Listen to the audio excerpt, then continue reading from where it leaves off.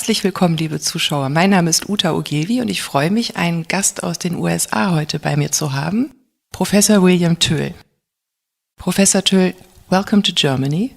Before we go any further, I'd like to give you the opportunity to let our viewers know a little bit about your personal and professional background. Well, I have been teaching in the United States and lecturing in Germany for 34 years. And before that, I was president of a bank. And before that, I was a young company commander during Vietnam. So I'm actually getting quite old. And so yesterday was my 75th birthday. Happy birthday. Yes. I have a 52-year-old daughter and a 49-year-old son and a wonderful wife that I've been married to for be 32 years here in November. So who gives me the gift of life by sending me out places like this. So that's probably everything of any interest, unless you have specific questions. You obviously have a strong connection to Germany. Where does this come from? That's a wonderful question. I hope I can answer it. My mother was English and could not stand Germans of any kind. And so I grew up in a household in which there was no help for the passion, the Leidenschaft that I was born with. So it was rather awkward for me. But the first time I heard the German language on a shortwave radio, I thought it was the most beautiful music, the most beautiful thing I had ever heard. And yet it was nothing but a Deutsche Welle weather forecast on shortwave radio. So this is something that I didn't ask for, I didn't plan for, but it's something that's been with me, I think, even before my birth, because it's very powerful. It never goes away. And so this is my 30th trip, and sometimes for as long as 6 months. Sometimes I teach my classes from here. So I've lectured at Mannheim and Nuremberg, Erlangen, and the Bundeswehr-Universität at Hamburg and Munich, and at Freie University 2 years ago. So this is my passion. I have no European passion. I wear an American flag because I'm an American patriot. But at the same time, my true love is for German families. What do you think about the current political situation in Germany and its effects and consequences for the future? I believe that we're heading into what I call a perfect storm. You know, Germany has been relatively stable for over 70 years, but history moves like the waves of a sea, and 70 years is just about long enough. So I believe that in a short period of time, there will be what I call a perfect storm in Germany, and part of that is because of too severe a control coming out of Berlin. So when I say a perfect storm, I'm not speaking of something that is bad for German families. I'm speaking of something that is freeing for German families. It's something that's good, but I don't think that anyone in Germany really desires dramatic change. But, you know, Abraham Lincoln said that it is circumstances that make a president or bring down a president. And so I think the Umstände, the circumstances, are about to change dramatically, and that by spring of next year we'll see the political situation change very dramatically. In which direction do you think? I said it would a dramatic change. I think that the leadership that you have now and the nature of the political situation and leadership all the way from Adenauer on somewhat of a straight line all the way through Angela Merkel's reign, I think that the Chancellor, her cabinet, and those people who she has depended upon for a long time. You know, with Angela Merkel, it's like she takes the garden gnomes and she shifts them around from place to place in the yard, and she says, this is reform. But of course, it's not reform at all. And so I think that the Chancellor and all of the people she's depended upon by spring will be gone from Germany, and an entire new group of leaders who have a deep caring for German families and what is happening actually to German families. Today they have no input into their future at all. Even decisions on COVID are made with no consultation with the national parliament or with the parliament in the Länder, and so people have no input into their future. And so I think that by spring we'll see an entirely new political system and a whole new group of faces, which will also come with fresh air. Can you briefly explain to our viewers what you mean by the German model? One summer, I think it was the summer that Germany won the World Cup. So one summer I hired a group of young German PhDs and others, and we did some very intensive research. And so the German model actually it has three elements to it. The German model itself is the efficiency model that is unique to Germany, and Helmut Schmidt was the first one who talked about it as the German model, but he was heavily criticized throughout Europe for claiming that Germany was unique or had a model that was efficient. But the German model is amazingly efficient. But what people in Germany don't know is that the model has a worldwide infrastructure that has been built over the last 50 years. And we can say, yes, but that's for Siemens, and that's for Lufthansa, and that's for Daimler-Benz. But that's not true. The German government has carefully built a worldwide infrastructure that's probably in at least 180 countries. It's very deep, it's very broad, and today it's used for commercial purposes, but in a heartbeat, it could be turned to be used for any purposes. That's how well organized it is. So, you know, Stalin and Morgenthau, one of the leaders in World War II in America, both made the same comment. They had never met each other. They didn't know they were making the same comment. But the comment was that whoever controls the immense, brutal power of German organization actually controls the world. Stalin believed that. He wanted all of Germany in 1945.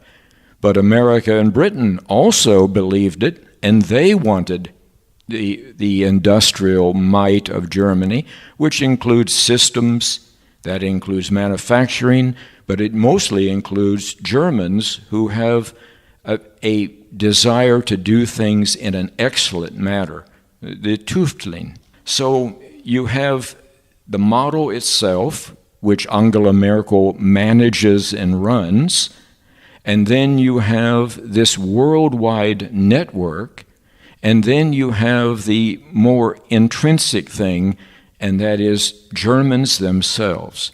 I have often said, and I'm serious about it, that if you went to the phone book and randomly took any 10 Germans, any 10, put them on a desert island with one palm tree, within 6 months, they would organize themselves and begin manufacturing and selling something worldwide that would work. I've seen it, and I believe it. Obviously, Stalin and Morgenthau agreed with me. So in Germany today, there's this feeling of, even though Germans are tall, there's the feeling that they have to remain small. They sort of are bent over, and they want to look smaller than what they are. And the government is very happy to leave them looking small for the next 200 years.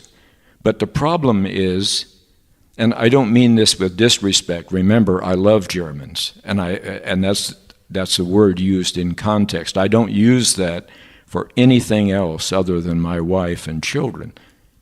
But it is very sad right now when I see people all over Germany wearing masks on the streets and policemen writing tickets if your mask doesn't cover your entire face.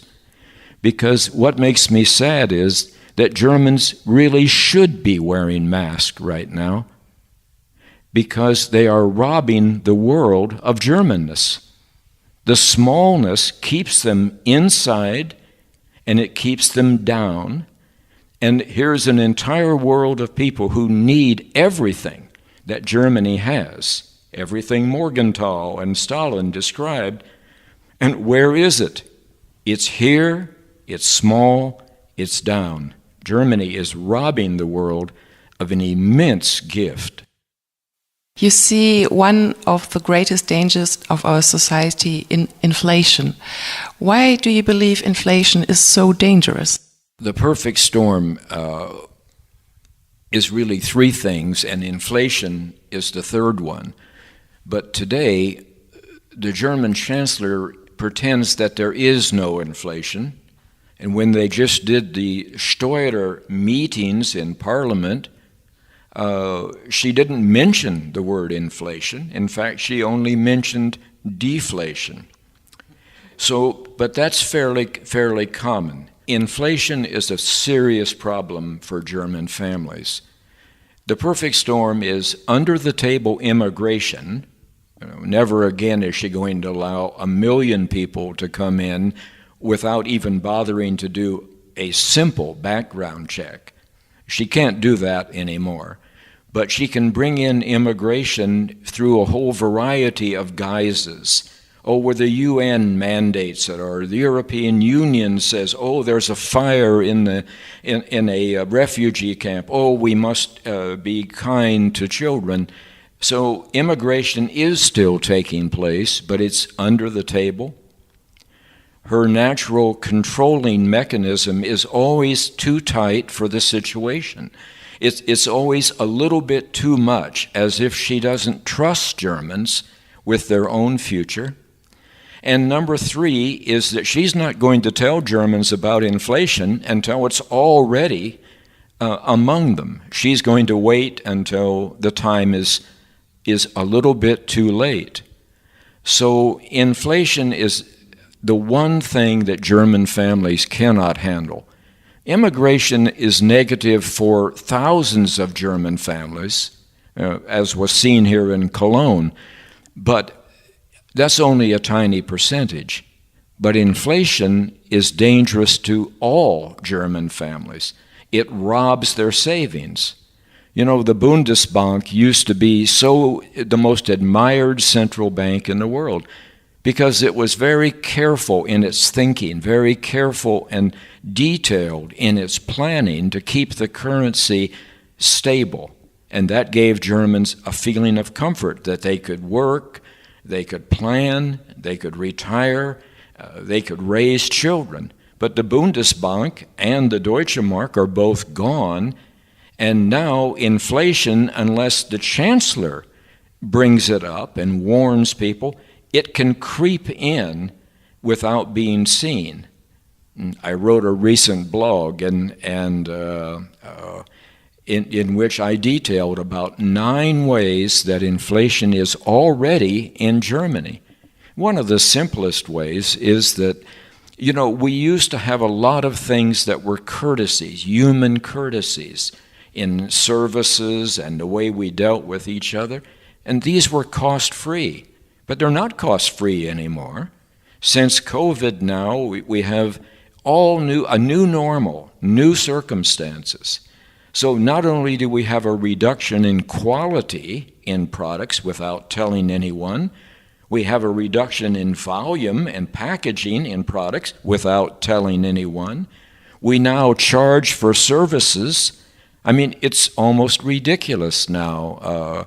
You want a copy and they charge you 15 cents. That was always complimentary. So there are many examples.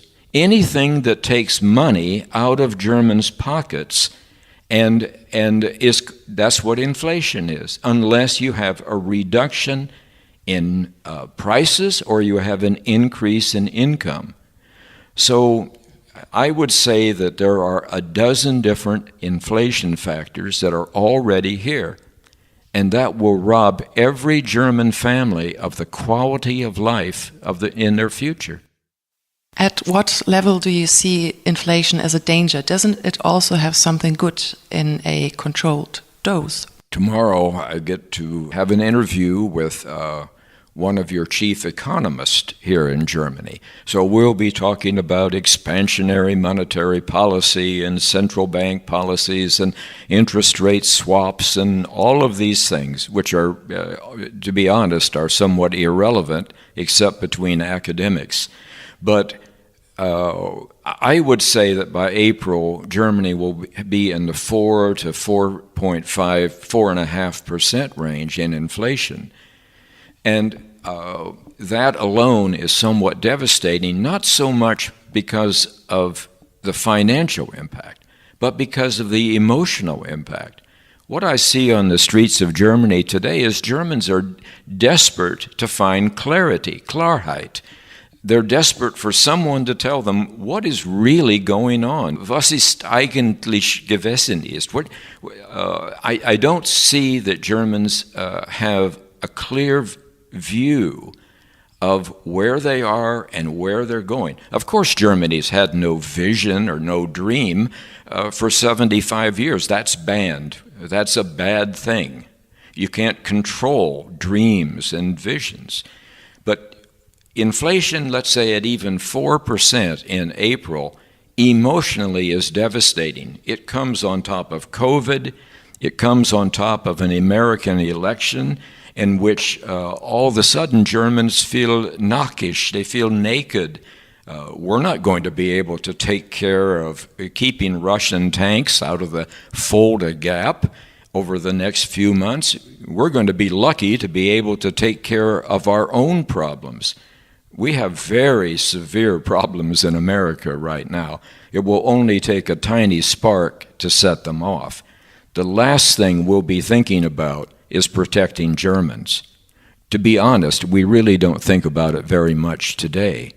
So you take this entire atmosphere, and now you introduce 4% inflation that the Angela Merkel has not prepared. There's no Vorbereitet, there's no preparation for it. I think that may be the straw that broke the camel's back. We are currently in the so-called second wave of the corona pandemic.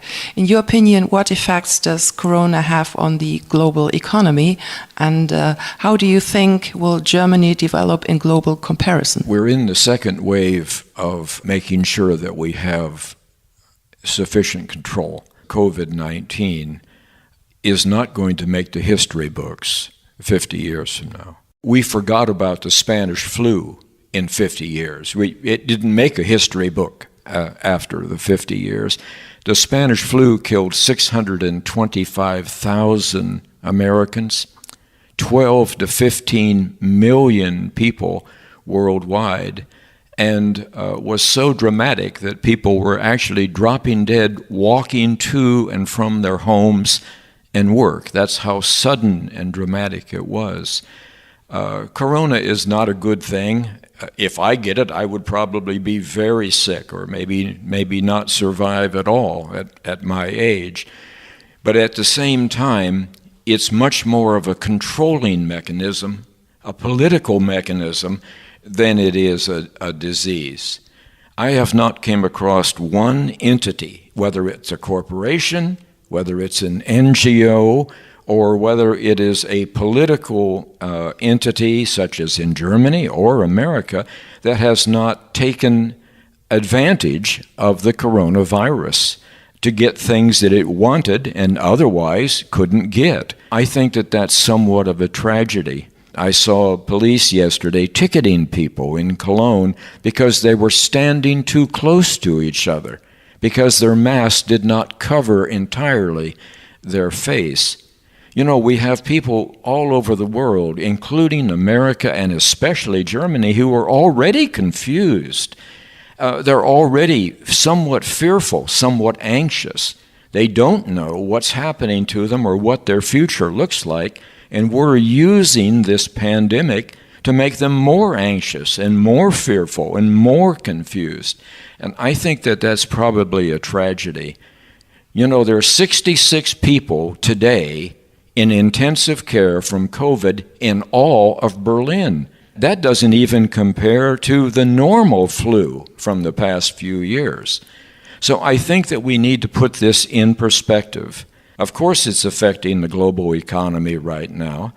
And we say, well, when there's a vaccine and when everyone can have a vaccine, well, there's 7.4 billion people in the world.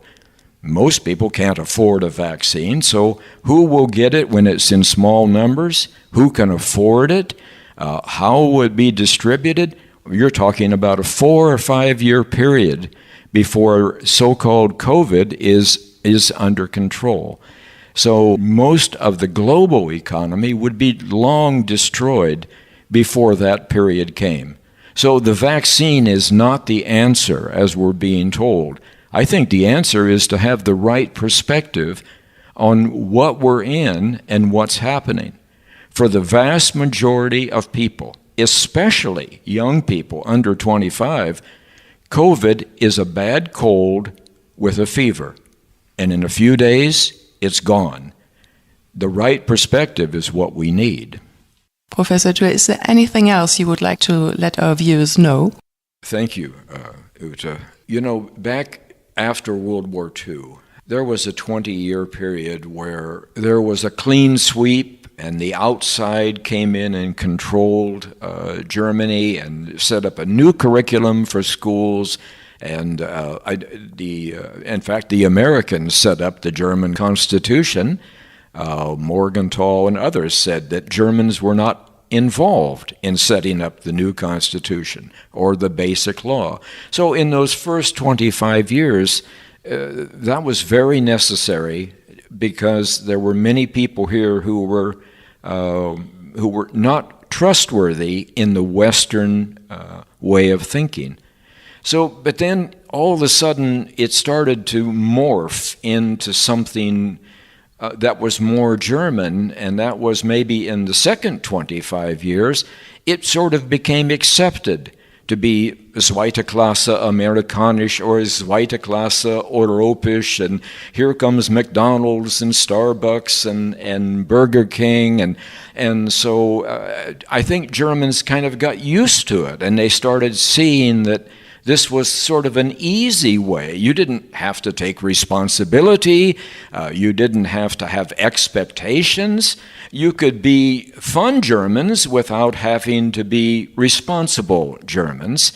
And I think maybe that was the second 25 years, and that was a period of acceptance. We're an occupied country, and so our security is in their hands, so why don't we take it easy? And at 3 p.m, we'll go to the monkey bar, or we will go for 90 days of vacation to Mallorca. So I think that was the second 25 years, but I think this last 25 years, there's been something beyond acceptance, and that is what I call an addiction. Germans have actually become addicted to all of these things. I just walked down the street. You got Marilyn Monroe and James Dean and Humphrey Bogart, and everything has a theme as if this is some suburb of America. But it's not. Germany is a very unique and special place. The German language is one of the most beautiful languages in the world. I'm not fortunate enough to be a German. I'm sorry for that. I feel that way. German literature, German music. But you know, the Allies came here with one mentality, and that was Germanness was bad. But they didn't have the intellect to figure out what was bad and what was good. So they threw the baby out with the bathwater, and that was the only solution they had. So from that moment on, to be German means, well, we have no vision, we have no dream, we have no input into our future. You know, the Brits just take off. They say, we have Brexit. We're taking off. A divorce. We're gone. Oh, by the way, without asking, we're keeping all of the beautiful German lands that we captured 75 years ago. We forgot to ask anyone in Berlin if we could keep them after the divorce. Well, that's unprecedented. So, and whether American soldiers are here in great numbers or small numbers, Ramstein Air Force Base is where we run all of our worldwide operations for the Middle East out of. Germany remains an occupied mentality, but in the third phase, this last 25 years, I'm afraid you've become addicted to it. You've actually become to the point where you like it, where you expect it. And I think that's a tragedy. You're robbing the world. As America withdraws for this election debacle, there's going to be 2.5 billion people in this world who all of a sudden are left vulnerable and unprotected. Oh, they say China will come in and protect them. China's 20 years from having the maturity to protect anybody. They say, oh, well, France is vainglorious. They will certainly go out with Macron and protect them. France has no effective model to work outside of their own country. They say, oh, Russia will step up. Russia's a regional power with a big microphone who's pretending to be something that they're not. The Germans are the only one with the model, with the intellect, with the systems to be able to protect these people. And if the Germans don't do it, nobody's going to do it. The warlords are going to go crazy, and these people are going to be hurting because we're not going to be there to protect them any longer. So I think it's extremely important that Germany now all of a sudden stands up tall.